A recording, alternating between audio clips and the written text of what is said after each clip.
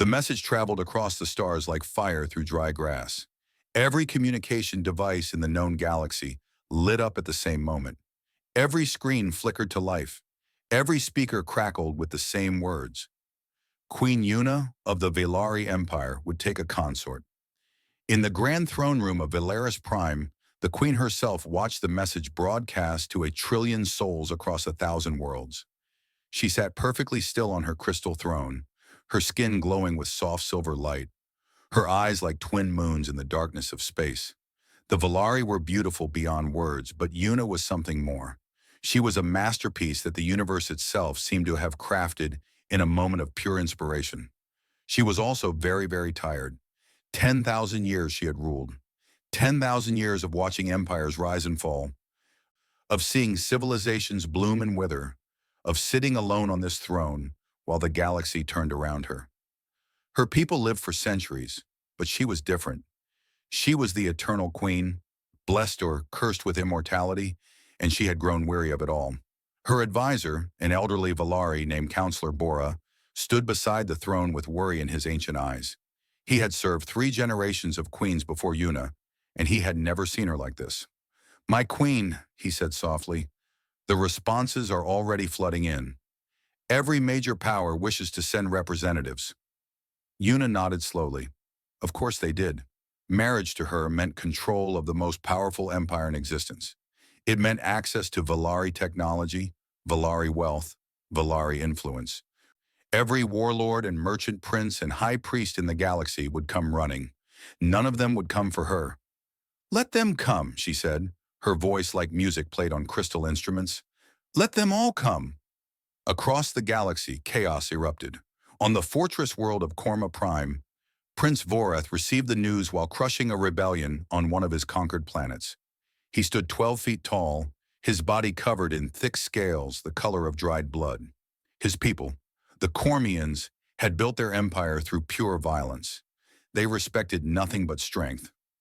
Vorath smiled, revealing rows of razor-sharp teeth. The Velari queen would be his greatest conquest. He would add her throne to his collection, her beauty to his trophies. He ordered his fleet to prepare for departure immediately. 100 warships would serve as his dowry gift. In the gleaming trade stations of the Thessan Collective, Lord Essian heard the announcement while reviewing profit reports from 100 star systems. He was tall and thin, with skin like polished gold and eyes that calculated everything in terms of value. The Thessan people controlled galactic commerce. Every trade route, every banking system, every economic network flowed through their hands. Essian saw the queen as the ultimate investment. With her empire merged into his collective, he would control not just trade, but military and political power as well. He began calculating what gifts to bring. Entire planets, perhaps. Fleets of merchant vessels, the wealth of solar systems. Deep in the temple, ships of the Dralith Conclave, High Priest Malcor opened his 3 eyes and felt the psychic ripples of the announcement spreading across space. The Dralith were beings of pure mental power. They could move mountains with their thoughts, see into the future, break minds with a whisper. Malcor was the strongest of them all. He floated in his meditation chamber, his robes drifting around him like smoke. The queen would make a perfect vessel for Dralith influence. Through her, he could spread his people's religion across the galaxy. Every civilization would kneel before the conclave. He began preparing the sacred gifts and holy texts he would bring. And on a small, unremarkable planet called Earth, a man named Taiho was packing his bags for what he thought would be a simple diplomatic mission. Taiho was not impressive by any standard. He was 32 years old, average height, average build, with a kind face and gentle eyes. He worked for the United Earth Diplomatic Corps, a small organization that handled humanity's first tentative steps into the galactic community. Humans had only discovered faster-than-light travel 3 decades ago. They had no empire. They commanded no great fleets. They possessed no special abilities. In the grand hierarchy of galactic civilizations, they ranked somewhere near the bottom, a curious footnote that most species ignored entirely. "The Velari have agreed to receive an ambassador," his supervisor had told him. "It's just a first contact mission. Introduce yourself, present our credentials, establish basic relations. Nothing complicated." Taiho had nodded eagerly, The Valari Empire was legendary even among humans. Getting an audience with them was a major achievement for Earth's diplomatic efforts. What his supervisor did not tell him, because nobody on Earth knew yet, was that his arrival would coincide with the greatest event the galaxy had seen in centuries. His ship, the small and somewhat outdated vessel called the Hope, lifted off from Earth 3 days later. Tai-Ho spent the journey reviewing everything humanity knew about the Valari, which was not much. They were powerful. They were beautiful. They kept mostly to themselves. He practiced his greeting in the mirror. He reviewed proper diplomatic protocols. He made sure his one-good suit was clean and pressed. When the Hope dropped out of hyperspace above Valeris Prime, Tai-Ho's breath caught in his throat. The planet was beautiful beyond description. Its surface shimmered with crystal formations that caught the light of its twin suns. Massive structures floated in the atmosphere like frozen clouds. Ships from 100 different civilizations filled the space around it, more vessels than Tai-Ho had ever seen in one place. "This is Valari Space Control to unidentified vessel," a voice crackled through his communication system. "State your purpose." "This is Ambassador Tai-Ho of Earth," he replied, his voice steady despite his nervousness. "I am here for first contact negotiations with the Valari Empire." There was a long pause. Tai-Ho could almost feel the confusion on the other end. "Earth? We have no record of such a civilization. Please hold." Several minutes passed. Tai-Ho watched more ships arrive, massive vessels that dwarfed his tiny craft. A Cormian warship the size of a small moon, a Thessan merchant cruiser gleaming with gold, a Draelith temple ship that seemed to shimmer in and out of reality. Finally, the voice returned. "Ambassador Tai-Ho, you are cleared for landing at the visitor's platform. Be advised that the Queen is currently receiving suitors for the royal consort selection. All visitors must follow proper protocol." Tai-Ho blinked. "Suitors? I'm sorry, I think there's been a misunderstanding. I'm just here for diplomatic. Welcome to Valeris Prime, Ambassador. Space control out." The communication cut off. Tai-Ho stared at his console in confusion. What exactly had he walked into? As his small ship descended toward the crystal surface of the planet below, he had no idea that his life was about to change forever. He had no idea that beings who considered themselves gods among the stars were gathering to compete for a prize.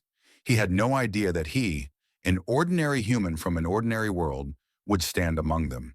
And he certainly had no idea that the most beautiful and powerful woman in the galaxy would soon look at him and see something that no one else could see. The Hope touched down with a soft hum. Tai-Ho straightened his tie, took a deep breath, and stepped out into a world of light and wonder. His adventure had begun. The great hall of the Crystal Palace was the most magnificent room Tai-Ho had ever seen. Pillars of pure light stretched toward a ceiling so high it disappeared into soft clouds.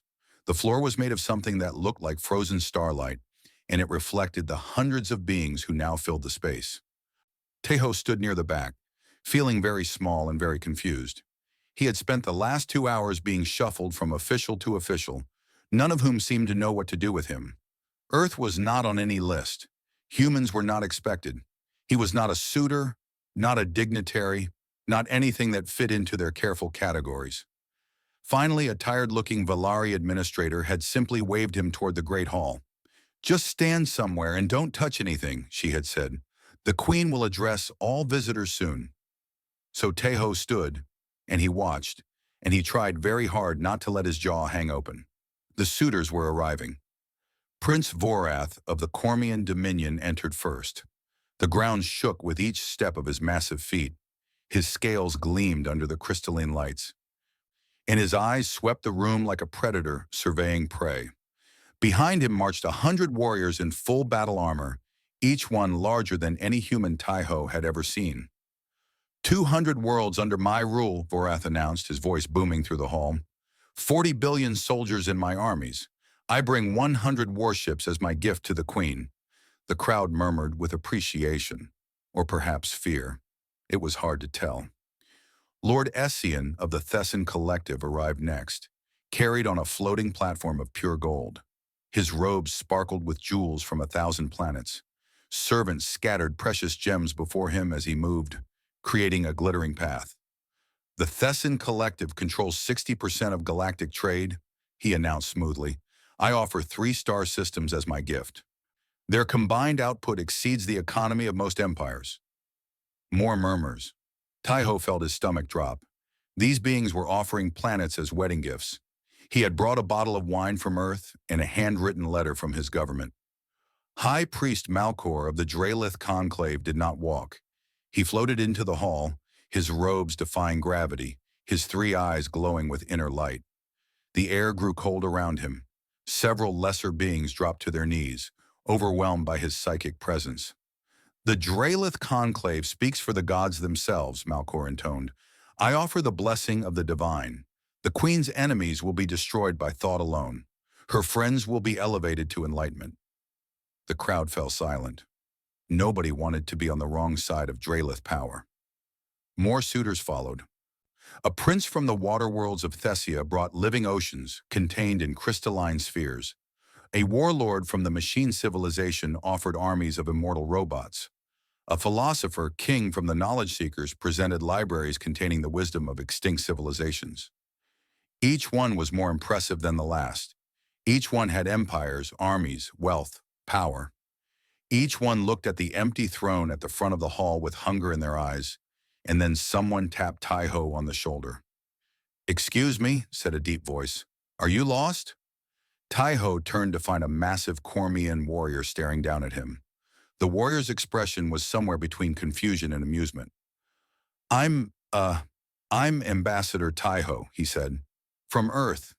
The warrior's brow wrinkled. Earth? I don't know this world. What empire do you represent? We don't really have an empire. We're more of a single-planet civilization. We just developed space travel a few decades ago. The warrior stared at him for a long moment. Then he laughed, a booming sound that drew looks from nearby guests. A single planet? And you came to court the queen? The warrior shook his head. Little creature, you should leave before you embarrass yourself. The queen will choose from among powers that matter, not from... He gestured at Taiho's modest suit. Whatever this is, Taiho felt his cheeks burn with embarrassment. I'm not here to court anyone. I'm just here for diplomatic relations. Then you chose a very bad time, the warrior said, still chuckling. He walked away, sharing the joke with his companions. Taiho sighed and considered leaving. This was clearly a mistake. He should go back to his ship and contact Earth, explain the situation, ask for instructions. But before he could move, a hush fell over the hall. Queen Yuna had arrived. She descended from somewhere above, floating down like a feather on still air. Her gown was made of woven light, shifting colors with every movement. Her silver skin glowed softly, and her hair flowed behind her like streams of liquid moonlight. But it was her eyes that held Taiho frozen. They were deep and old and sad, the eyes of someone who had seen too much and felt too little for far too long. She was the most beautiful thing he had ever seen. And somehow, she also looked like the loneliest person in the universe. The suitors surged forward, each trying to catch her attention. Vorith stepped into her path, flexing his massive muscles. Essien called out offers of wealth beyond imagining. Malcor projected psychic impressions of devotion and power. Yuna looked at them all with polite disinterest. She had seen their kind before. Thousands of times over thousands of years. They wanted her throne, her empire, her beauty. They did not want her. And then her eyes found Taiho. He was standing at the back of the hall, not pushing forward, not calling out, not trying to impress anyone. He was just looking at her, and his expression was not hunger or calculation or ambition. It was wonder, pure, simple wonder, like a child seeing snow for the first time. Something stirred in Yuna's ancient heart, something she had not felt in a very long time. She raised her hand and the hall fell silent instantly. Who is that? She asked, pointing directly at Taiho. Every head in the room turned. Taiho felt hundreds of eyes lock onto him, including the cold glares of Vorath, Essien, and Malcor. That? Vorath laughed. That is nothing, my queen. A lost creature from some primitive world. He is not worthy of your attention. I asked who he is, Yuna said, her voice carrying an edge of command. Not your opinion of him. An administrator rushed forward, checking a data tablet. He is Ambassador Tai-Ho, Your Majesty, from a planet called Earth, a single-world civilization. They appear to be here for first contact negotiations, not the consort selection. Earth, Yuna said softly, tasting the word. I do not know this world. It is beneath your notice, my queen, Essien said smoothly. Shall we discuss the trade agreements I am prepared to offer? But Yuna was not listening. She was still looking at Tai-Ho, at this small, ordinary creature who stood among giants and somehow did not try to make himself seem bigger. Ambassador Tai-Ho, she called out. Approach. The crowd parted. Tai-Ho walked forward on legs that felt like water. He stopped before the queen and did the only thing that seemed appropriate. He bowed. Your Majesty, he said, I apologize for any confusion. I did not know about the selection. I am only here to establish relations between our peoples. Yuna studied him for a long moment. Then, for the first time in centuries, she smiled. You are the first person today who has apologized for wasting my time, she said. Everyone else seems to think their presence is a gift I should be grateful for. Tai-Ho blinked. Well, I mean, you're clearly busy, and I'm clearly not supposed to be here. I should probably just stay, Yuna said. It was not a request. I would like to speak with you later, in private. The hall erupted in whispers. Varath's hands clenched into fists. Essien's calculating eyes narrowed. Malcor's psychic presence flickered with something like anger. Tai-Ho could only nod, his heart pounding in his chest. He did not know what was happening. He did not know why the most powerful woman in the galaxy had noticed him. He only knew that his simple diplomatic mission had become something much, much more complicated. And somewhere deep inside, in a place he did not yet understand, he felt that his life would never be the same. 3 days after the gathering, Queen Yuna announced the trials. She stood on a balcony overlooking the assembled suitors, her voice carrying across the crystal courtyard like bells ringing across mountains. Those who wish to become my consort must prove themselves worthy, she declared. Not just of my throne, but of my trust. There will be 3 trials: strength, wisdom, heart. Only those who pass all 3 will remain in consideration. The suitors murmured with excitement. This was what they had trained for, what their entire civilizations had prepared them for. They were the strongest, smartest, most capable beings their species had ever produced. Tai-Ho stood at the back of the crowd, wondering how he had ended up here. After their brief exchange in the Great Hall, Queen Yuna had sent a servant to inform him that he was now officially registered as a participant in the selection. His protests had been ignored. His attempts to explain that he was just a diplomat had been met with polite confusion. Apparently, once the Queen showed interest in someone, that person was in the competition whether they wanted to be or not. You should withdraw, Counselor Bora had told him privately. These trials are designed for warriors and geniuses and beings of great power. A human has no chance of survival. I tried to withdraw, Tai-Ho had replied. They won't let me. Then I suggest you pray to whatever gods your people believe in. Now, standing among creatures who could crush him with a thought or buy his entire planet with pocket change, Tai-Ho did something he had not done since childhood. He prayed. The first trial was the trial of strength. It would be held in the Arena of Ancestors, an ancient coliseum where Valari warriors had tested themselves for millennia. Each suitor would face a combat construct, a machine built from ancient technology that adapted to challenge whatever opponent it faced. The construct cannot be defeated by force alone, Yuna explained. It grows stronger with each blow. It learns from every attack. To pass this trial, you must demonstrate true strength, not mere violence. Varath laughed out loud. With respect, my queen, violence is the only strength that matters. Yuna did not respond. She simply gestured for the trials to begin. The suitors entered the arena one by one. Vorath went first, eager to prove himself.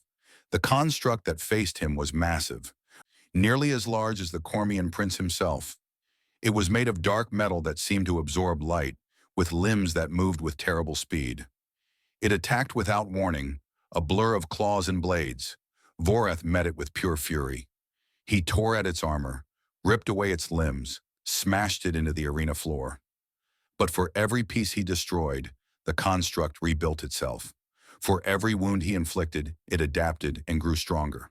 The battle lasted an hour.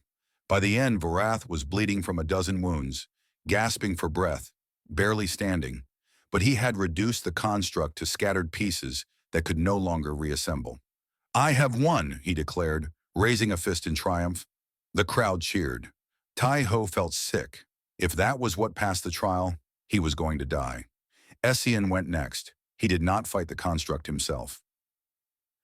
Instead, he deployed a small army of combat drones, surrounding the machine and attacking from all angles.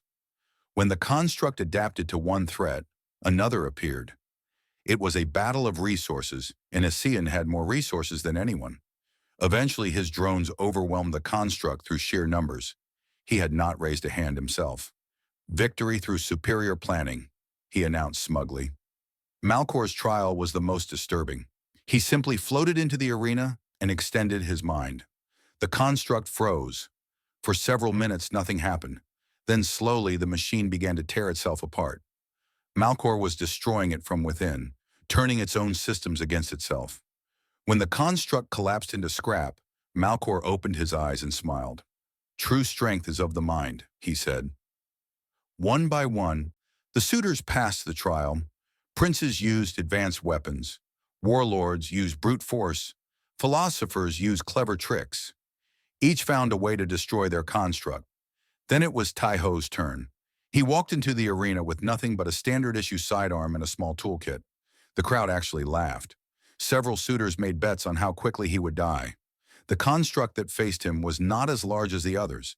It seemed the ancient technology had calibrated itself to give him a fighting chance. But it was still taller than him, still made of deadly metal, still designed to kill. It attacked. Tai-Ho dove aside, barely avoiding claws that would have taken his head off. He fired his sidearm, but the shots bounced harmlessly off the construct's armor. He ran, ducking behind pillars, trying to stay alive. The crowd grew bored. This was not a battle. It was a slow execution. But Tai-Ho was not just running. He was watching. He was thinking. The construct moved in patterns. It made sounds, strange clicking and humming that seemed almost like language. Its attacks were fierce but not random. There was intelligence behind those glowing eyes. Tai-Ho stopped running.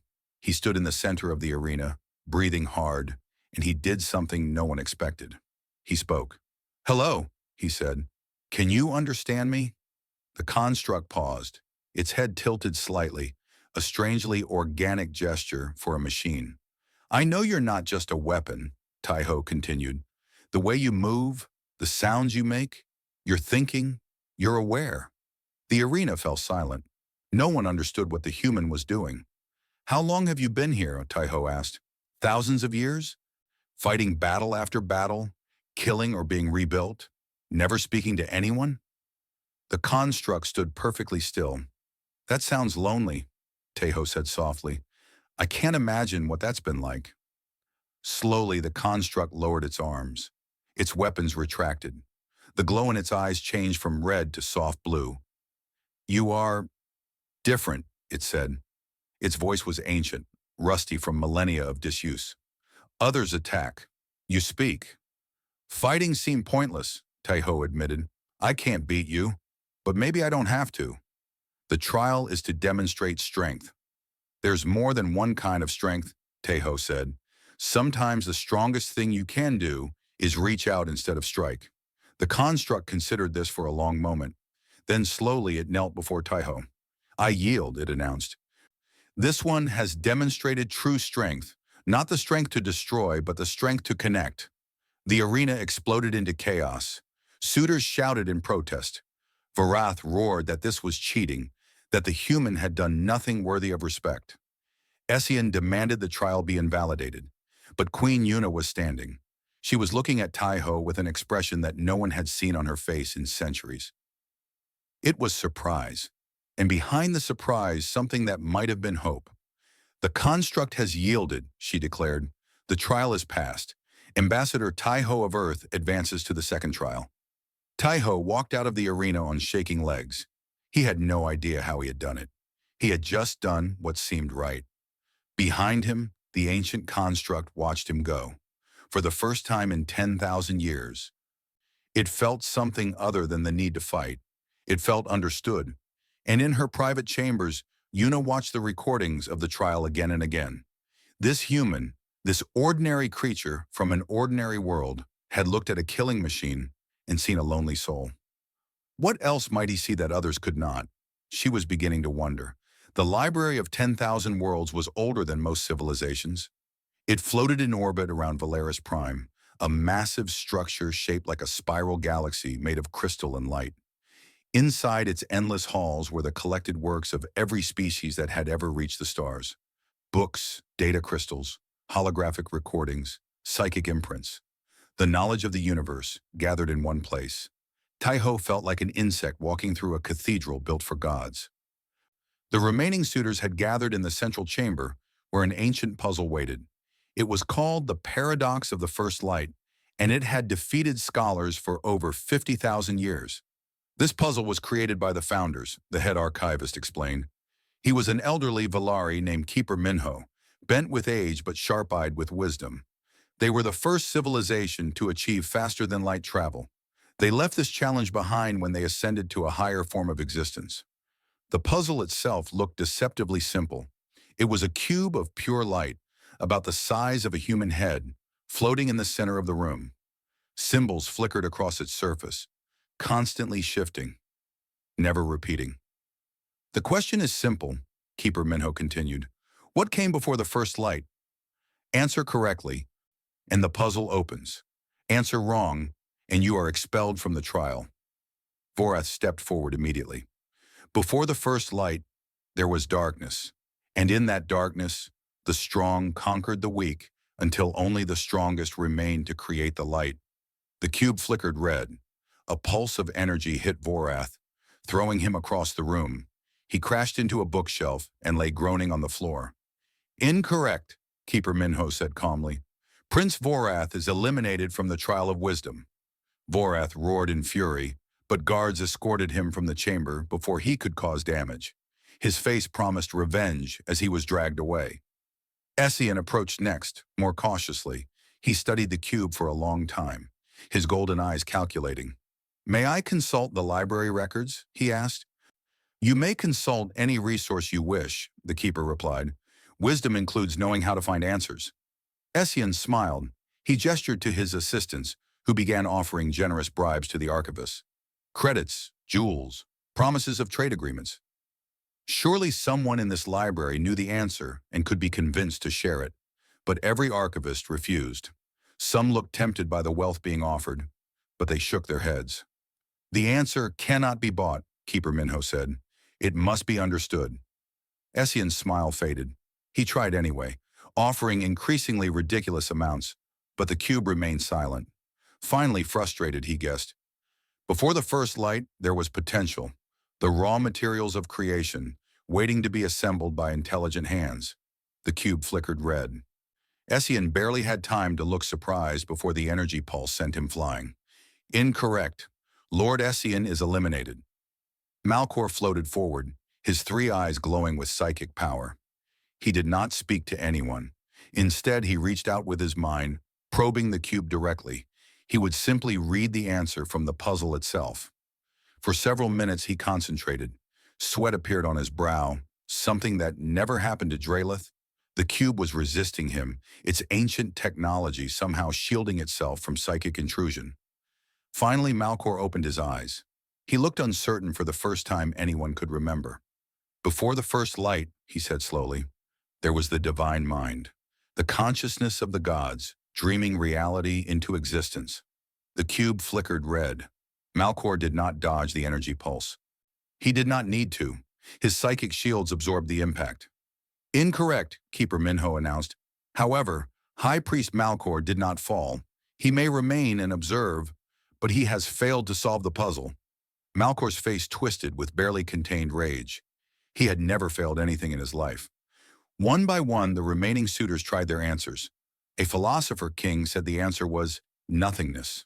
Wrong. A warrior queen said it was chaos. Wrong. A merchant prince said it was the desire for existence. Wrong. Every single suitor failed, and then only Taiho was left. He had spent the trial not approaching the cube, but wandering the library. He had spoken with archivists, asked questions, read whatever they recommended. He was not trying to find the answer. He was trying to understand the question. Now he stood before the cube, feeling very small and very uncertain. "Take your time," Keeper Minho said gently. There was something like sympathy in his ancient eyes. Perhaps he had grown to like this humble human who asked questions instead of demanding answers. Taiho stared at the shifting symbols. He thought about everything he had learned. The founders were the first civilization to reach the stars. They created this puzzle and then ascended to something beyond physical existence. They wanted future civilizations to learn something, to prove something. What came before the first light? Every other suitor had given an answer about cosmic beginnings, darkness, potential, divine will, chaos. They thought about the universe and its origins, but Taiho thought about the question differently. What came before the first light in the history of the founders? What existed before they built their technology, before they reached the stars, before they became great? He thought about Earth, about human history, about all the things that had to happen before his species achieved anything. And slowly an answer formed in his mind. "May I ask a question before I answer?" he said. Keeper Minho raised an eyebrow. "That is unusual, but not forbidden. Ask." This puzzle was created by the founders to be solved eventually, right? They wanted someone to figure it out. That is the belief, yes. So the answer should be something that any sufficiently wise civilization would eventually understand. Not specialized knowledge, not divine revelation, just wisdom that comes from experience. The keeper smiled slightly. "A reasonable assumption. Do you have an answer?" Taiho took a deep breath. He thought about his own species struggling on a small blue planet, fighting each other, learning slowly over thousands of years how to work together. "Before the first light," he said, "there was a question." The cube pulsed. Not red, not green, just a steady white glow. "Continue," Keeper Minho said, his voice suddenly intense. "The first light wasn't just technology," Taiho said slowly, working it out as he spoke. "It was understanding. And understanding doesn't come from answers. It comes from asking questions, from admitting you don't know everything, from being humble enough to seek." He looked at the cube directly. Before the founders created light-speed travel, before they unlocked the secrets of the universe, they had to ask why. They had to wonder. They had to admit their ignorance and reach for knowledge they didn't have. The symbols on the cube stopped shifting. "The question came first," Taiho finished. "Not the answer, not the light. The willingness to ask, to learn, to grow. That's what made everything else possible." For a moment, nothing happened. Then the cube began to open. Layers of light peeled back like petals of a flower. Inside was a small crystal, glowing with soft warmth. Keeper Minho actually gasped. In all his centuries of service, no one had ever opened the puzzle. "Correct," he whispered. "After 50,000 years, correct." The crystal floated toward Taiho and settled into his palm. It felt warm, alive, like a tiny heartbeat of light. "The founders left a message with the answer," Keeper Minho said, his voice trembling. "Would you like to hear it?" Taiho nodded. The crystal pulsed, and a voice spoke. It was ancient, warm, impossibly kind. "To whoever solves this puzzle, you have understood what we learned across eons of growth. Wisdom is not in knowing everything. It is in knowing that you do not know and seeking anyway.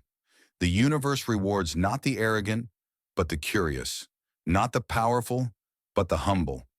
Go forward, little asker of questions. You are ready for whatever comes next." The library was completely silent.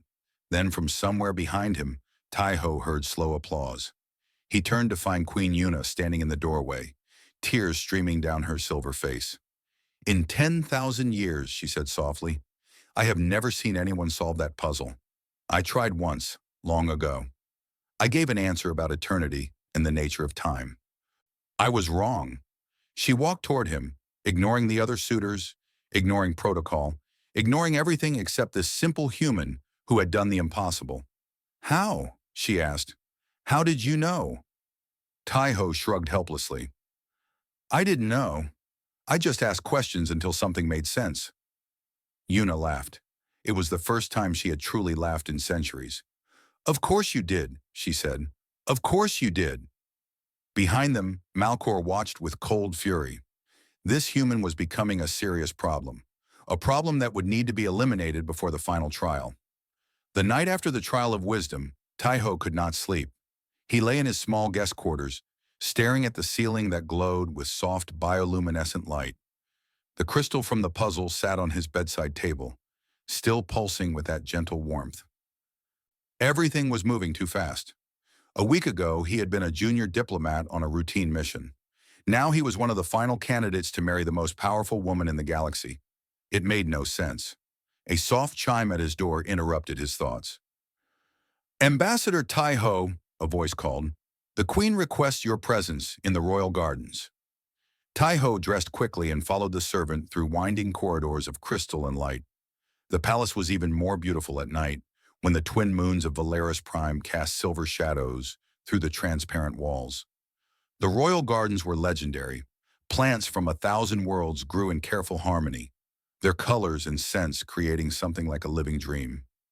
Paths of crushed gemstones wound between flowers that sang and trees that whispered secrets. Yuna was waiting on a bench beside a fountain of liquid light. She had changed from her formal robes into something simpler, and without the weight of ceremony, she looked younger somehow, more real. "Thank you for coming," she said. "I know this is unusual." "Everything about this week has been unusual, Your Majesty." "Yuna," she corrected. "When we are alone, please call me Yuna." Taiho sat beside her, maintaining a respectful distance. "Yuna, then, why did you want to see me?" She was quiet for a long moment, watching the fountain.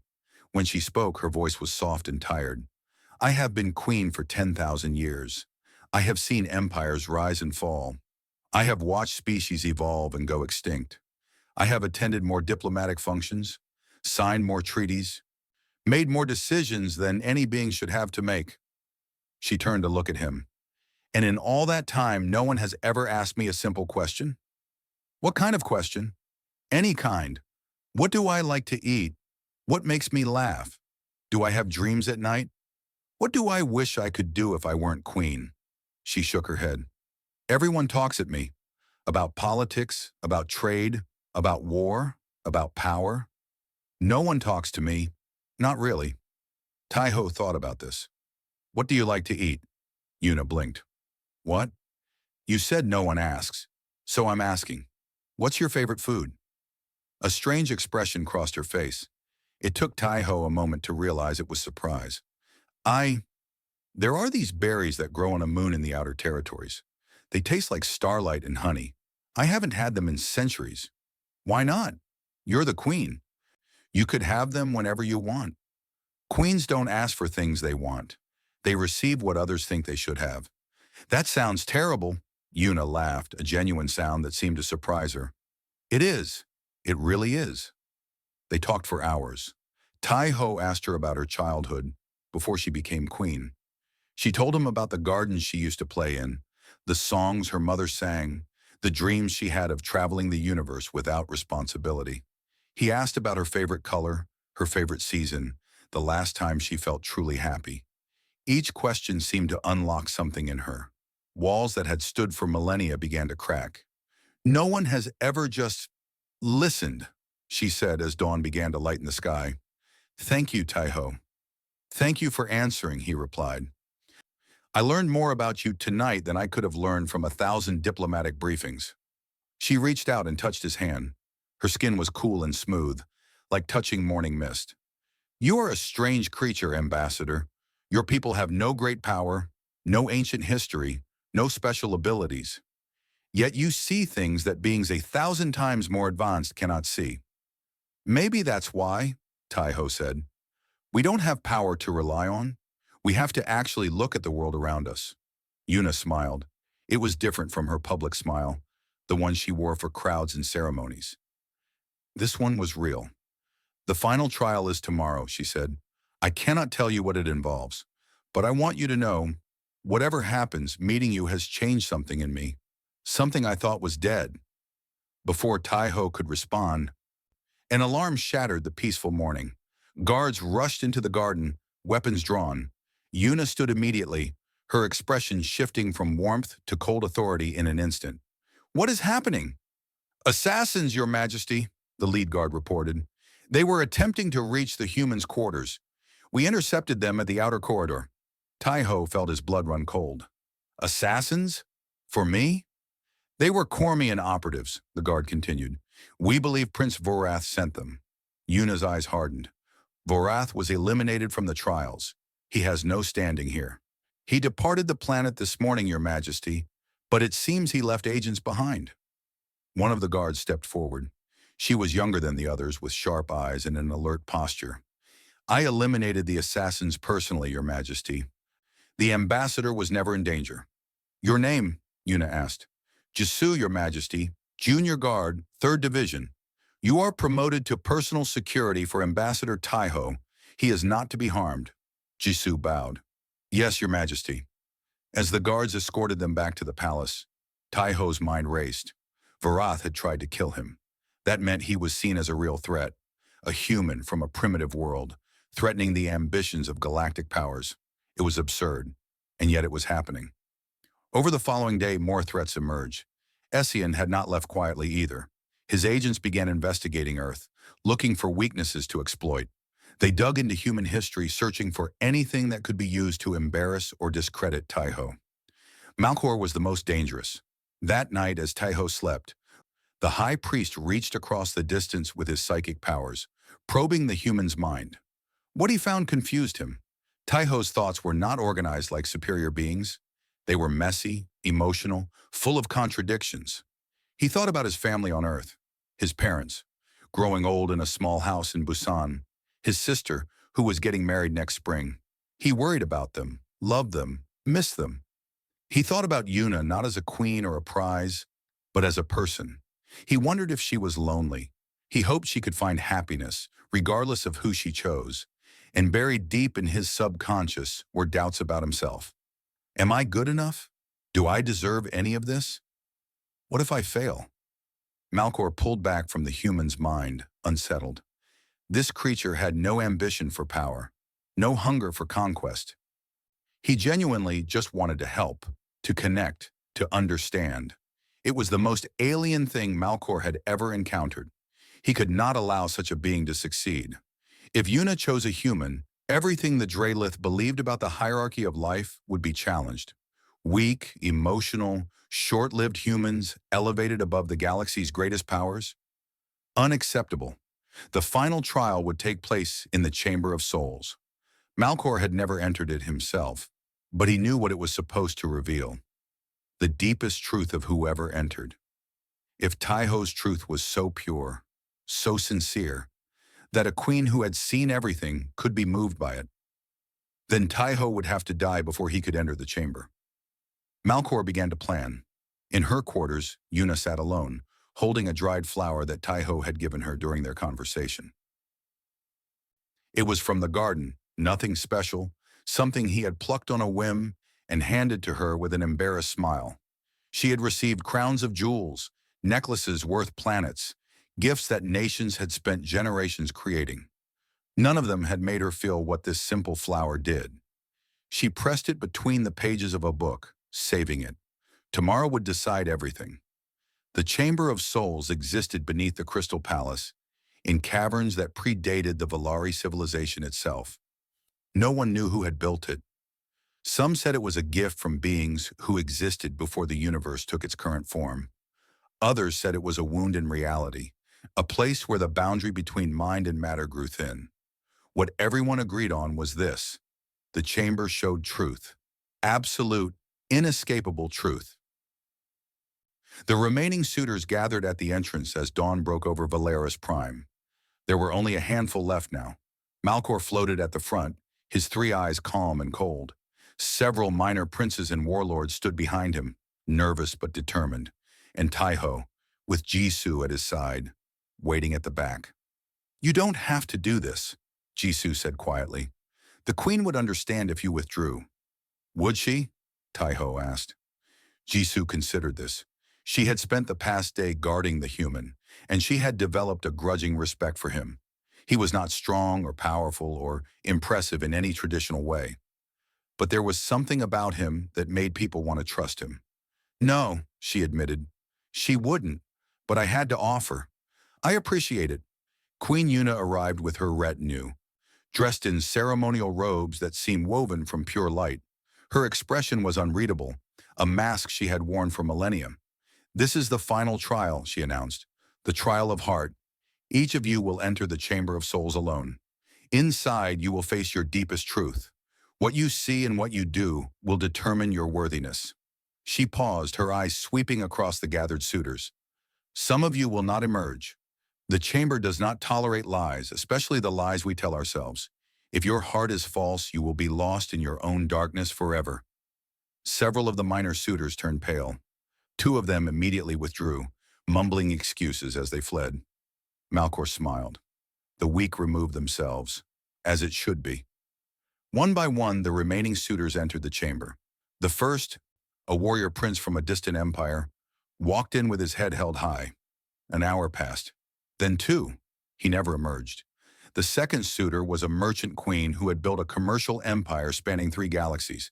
She entered confidently. 40 minutes later, she stumbled out, weeping and broken. Whatever she had seen had shattered her. I withdraw, she whispered. I cannot. I am not. She was escorted away by servants. Malcor entered next. He floated through the entrance without hesitation, vanishing into the darkness beyond. Inside, the chamber was infinite, or perhaps it was infinitely small. Space had no meaning here. Malcor found himself standing in a void filled with light. Before him, images began to form. He saw himself as a god. Galaxies bowed before him. Civilizations worshipped his name. He sat on a throne made of crystallized prayer, with Queen Yuna at his feet like a favored pet. Reality itself bent to his will. Yes, he breathed. This is what should be. This is the truth I have always known. The images solidified. The vision felt more real than reality. I am meant to rule, Malcor declared. I am meant to ascend. The queen is merely a stepping stone to my rightful destiny. The chamber pulsed. Accepted. Malcor's truth was ambition, pure and undisguised. He wanted power above all things, and he did not pretend otherwise. He emerged from the chamber, glowing with satisfaction. The chamber has confirmed what I already knew, he announced. I am destined for greatness. The crowd murmured. Some were impressed. Others were disturbed by the naked ambition in his words. Then it was Tejo's turn. He walked toward the entrance, his heart pounding. Jisu gave him a nod of encouragement. Yuna watched with unreadable eyes. Ambassador, Malcor's voice stopped him. A moment, if you please. Tejo turned. Malcor was floating toward him, 3 eyes gleaming. You have done well, human. Better than anyone expected. But this trial will be your end. Is that a threat? Merely an observation. The chamber shows truth. And what truth can a human have that would impress beings such as us? You have no great destiny, no divine purpose. You are a mayfly, here for a moment and then forgotten. Malcor leaned closer, his voice dropping to a whisper. Whatever you see in there will prove how small you really are. Tejo held the high priest's gaze. He wanted to be afraid. He wanted to feel intimidated. But somehow in this moment, all he felt was calm. Maybe you're right, he said. Maybe I am small, but I've learned something in my short life that you haven't learned in your thousands of years. And what is that? Small things can matter. A kind word, a helping hand, a moment of real connection. Tejo smiled. The universe isn't impressed by how big you are. It remembers how you made others feel. He turned and walked into the chamber before Malcor could respond. Inside, the void embraced him. For a long moment, there was nothing, just silence and darkness and the beating of his own heart. Then the images came. He saw Earth, not as a cosmic power or a player in galactic politics, but as it really was. A small blue marble floating in the vastness of space. Cities like scattered lights. Oceans like patches of reflected sky. He saw his home. The house in Busan where he had grown up. His mother cooking breakfast. His father reading the morning news. His sister laughing at a joke he had told. He saw ordinary people living ordinary lives. A grandmother teaching her grandchild to fish. A couple holding hands on a park bench. Friends sharing a meal. Strangers helping each other through hard times. No conquests, no empires, no great powers. Just life. Messy, beautiful, precious life. And then he saw Yuna. Not as a queen or an immortal being or a prize to be won. He saw her sitting alone in her chambers, pressing a dried flower between the pages of a book. He saw the loneliness in her eyes and the weight on her shoulders. He saw a woman who had forgotten what it felt like to be truly seen.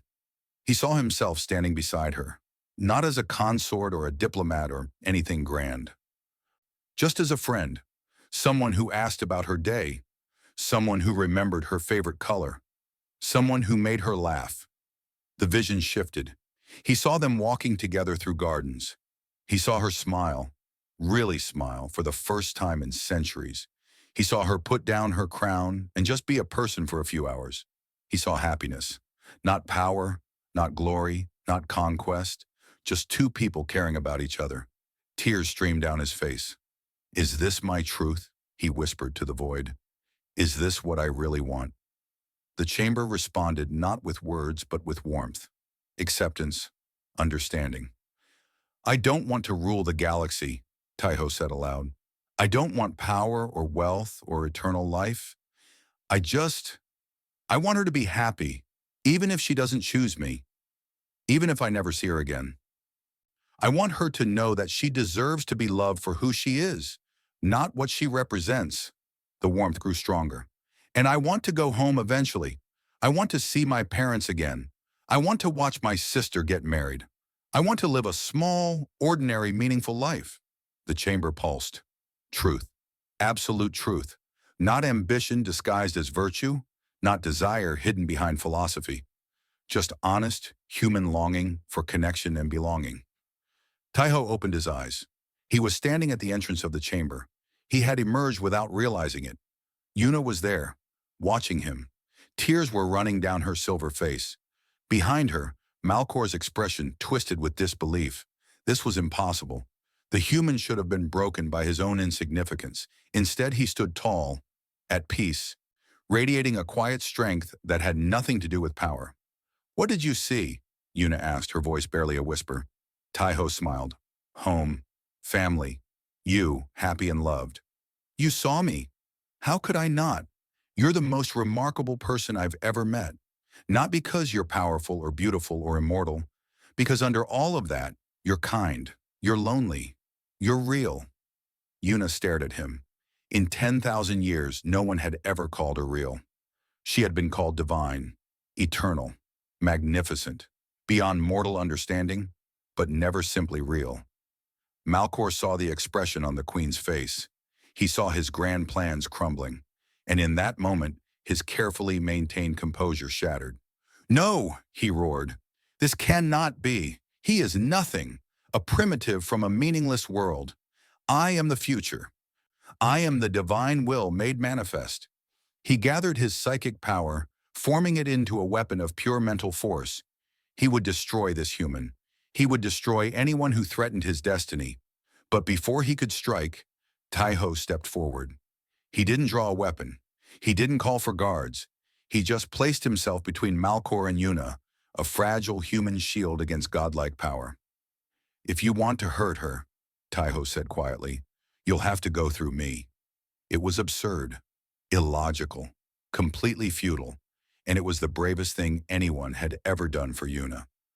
Guards swarmed Malcor, restraining him before he could attack. Jisu was there in an instant, her weapon trained on the high priest. But Yuna saw none of it. She only saw Taiho standing before her, ready to die for someone he had known for less than a week. Ready to die for her. Her choice was made. The Grand Coronation Hall was the largest enclosed space in the known galaxy. Its ceiling stretched so high that clouds sometimes formed beneath it. Its floor could hold the populations of entire planets. Light poured through walls of living crystal, painting everything in shades of silver and gold. Today, it held representatives from every civilization that had ever touched the stars. The Cormians had sent a new delegation after Vorath's disgrace, led by warriors who stood like mountains of scale and muscle. The Thessan Collective filled an entire section with merchants and economists, calculating the implications of every possible outcome. The Dralith conclave had replaced Malcor with a more moderate high priest, though their displeasure radiated through the room like a cold wind. Species that had never been seen together gathered in uneasy proximity. Ancient rivals stood side by side. Beings of energy hovered near creatures of pure thought. The biological mingled with the mechanical. Billions more watched across the galaxy, the ceremony broadcast to every world that had technology to receive it. They had all come for one reason: to see Queen Yuna choose her consort. Taiho stood in a small chamber behind the main stage, trying to remember how to breathe. Jisu was with him, adjusting the formal robes the Valari had given him. They were simple compared to what the other remaining candidates wore, but they fit him well. He looked like himself, just slightly more polished. "You're going to be fine," Jisu said. "I'm going to faint." "Then faint with dignity." She almost smiled. "Whatever happens out there, you've already done the impossible. You've shown the galaxy that humans are more than they assumed." Taiho looked at her. Over the past days, she had become something like a friend, the only real friend he had on this world. "Thank you," he said, "for everything, for saving my life, for believing in me, for putting up with all of this chaos." Jisu shook her head. "Don't thank me yet. The Queen hasn't announced her choice. For all we know, she could choose one of the remaining candidates." "Do you think she will?" Jisu was quiet for a moment. "No. I've served her for 30 years. I've never seen her look at anyone the way she looks at you." Before Taiho could respond, a chime sounded. It was time. He walked out into the grand coronation hall. The sound hit him first. Thousands of voices from dozens of species, speaking and humming and telepathically communicating in a symphony of noise. Then the visual struck him. Endless rows of beings, each more strange and wonderful than the last, all focused on the raised platform at the center. On that platform stood Queen Yuna. She was radiant. Her gown was made of concentrated starlight, shifting between colors that had no names. Her crown floated above her head, a halo of pure energy. She looked like a goddess come down from heaven. But when her eyes found Taiho, she smiled. That same real smile, the one she had given him in the garden. And suddenly, she wasn't a goddess anymore. She was just Yuna, the woman who liked berries that tasted like starlight, who missed the gardens of her childhood, who had not laughed in centuries until a human made her. Taiho walked to the platform and took his place beside the other remaining candidates. There were only 3 of them now: a minor prince from a federation of water worlds, an ancient philosopher king whose people had achieved something close to immortality through technology, and Taiho. The prince and the philosopher both looked confident. They came from civilizations that mattered. They had legacies stretching back millennia. Taiho came from a planet that most beings had never heard of. Queen Yuna raised her hand. The hall fell silent instantly. "I have seen many things in my long life," she began, her voice carrying to every corner of the vast space. "I have witnessed the birth of stars and the death of galaxies. I have made decisions that shaped the fate of billions. I have been called eternal, divine, beyond mortal understanding." She paused and something in her expression shifted. "But I have also been lonely, more lonely than any being should ever be, because everyone who approaches me wants something: my power, my influence, my empire, my beauty." Her voice grew soft. "No one has ever wanted just me." Murmurs rippled through the crowd. This was not the kind of speech they expected from the distant, perfect queen. "When I announced this selection, I expected more of the same.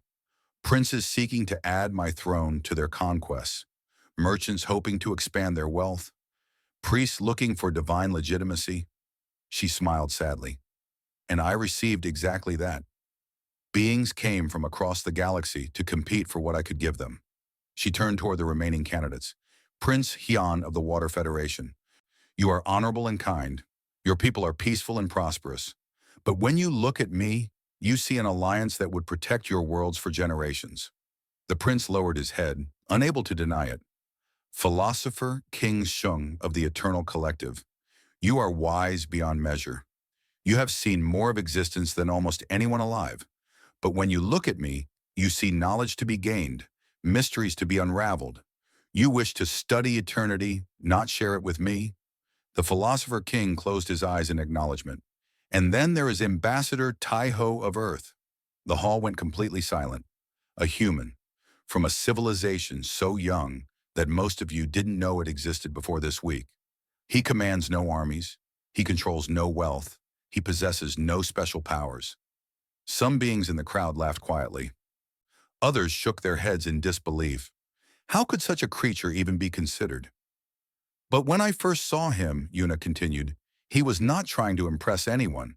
He was simply looking at me. And in his eyes I saw something I had not seen in thousands of years. Wonder. Genuine, innocent wonder. Not at my power or my beauty. At me. She stepped closer to the candidates, her voice growing stronger. He asked me what my favorite color was. He remembered the name of the flower I mentioned once in passing. He offered me his coat when he thought I might be cold, even though my species cannot feel temperature. Tears began to form in her ancient eyes. He saw that I was lonely and he cared, not because caring about me would benefit him, just because he is the kind of being who cares about others. She turned to face the assembled galaxy. For 10,000 years, empires have sought my hand to gain power. Warriors wish to add my throne to their conquests. Merchants wish to control my wealth. Priests wish to claim divine right through me. Her voice rang out like a bell. None of them saw me. She walked to Tai-Ho and took his hands in hers. You measure worth in conquest and commerce, in power and prestige. You rank civilizations by their technology, their military strength, their influence. The hall was utterly silent. Billions watched across the galaxy. But I have learned that the humans measure worth differently. They ask questions that seem silly to ancient minds. Did you love well? Did you help those who needed it? Did you leave your corner of the universe a little brighter than you found it? She squeezed Tai-Ho's hands. This man did not come here to win a crown. He came to extend friendship.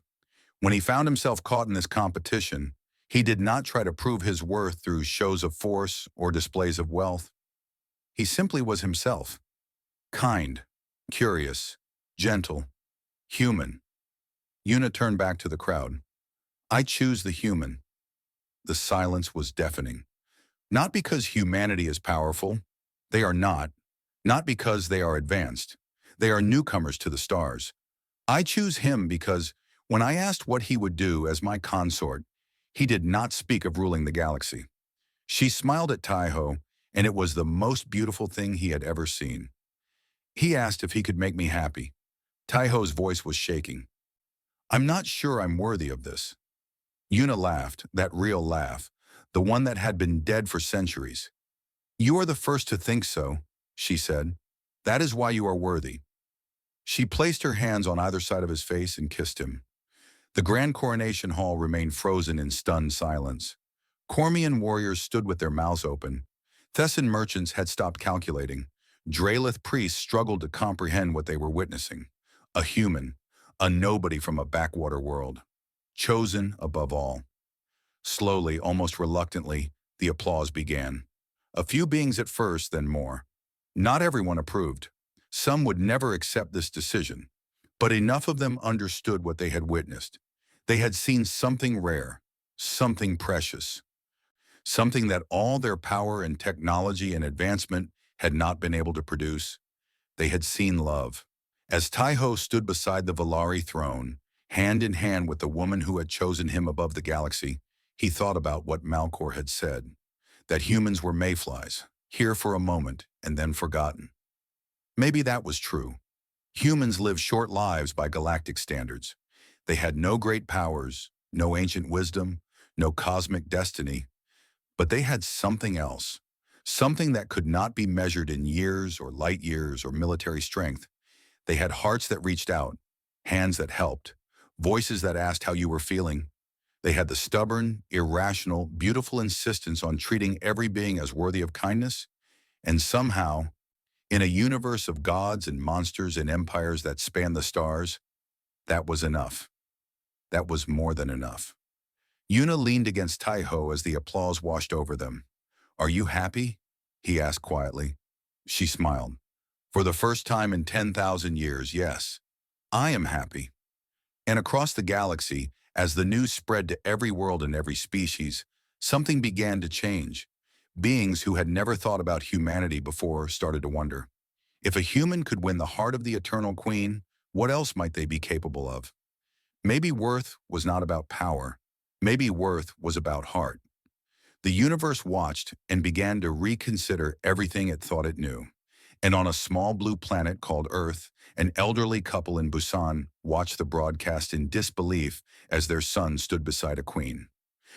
"That's our boy," his mother whispered, tears streaming down her face. His father nodded, too moved to speak. Their son had gone to the stars and changed everything. Not through strength, not through intelligence, not through any power that ancient civilizations would recognize. Through simple, humble, stubborn human love. The universe would never be the same.